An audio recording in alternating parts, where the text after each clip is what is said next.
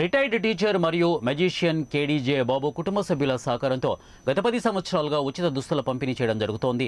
అదేవిధంగా ఈ సంవత్సరం కూడా అభం శుభం ఎరగని అనాథ పిల్లలకు బట్టలు పంపిణీ కార్యక్రమం అభయగిరి మెర్సీ హోంలో 50 మంది పిల్లలకు బట్టలు పంపిణీ కార్యక్రమం చేశారు.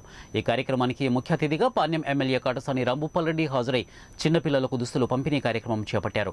పిల్లలకు అభయగిరి మెర్సీ హోంలో కేడీజే బాబు ప్రతి సంవత్సరం పిల్లలకు బట్టలు తీసుకుని వచ్చి ఇవ్వడం ఎంతో మంచిదని, ఈ విధంగా ప్రతి ఒక్కరూ తమ వంతు సహాయంగా ఏదో ఒక రూపంలో బీదలకు సహాయం చేయాలని కోరారు. అదేవిధంగా మెర్సీ హోం చిన్నారుల సంరక్షకురాలను వారి సమస్యలను అడిగి తెలుసుకున్నారు. ఏదైనా సమస్య ఉంటే నా దృష్టికి తీసుకురావాలని తమ వంతు సహాయం చేస్తామని నిర్వాహకులు తెలిపారు.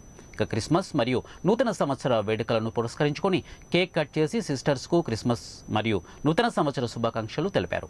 అనంతరం గ్రీన్ సిటీలో భాగంగా ఒక పూల మొక్కను నాటారు. అక్కడ ఉన్న సిస్టర్స్ ను అభినందించారు.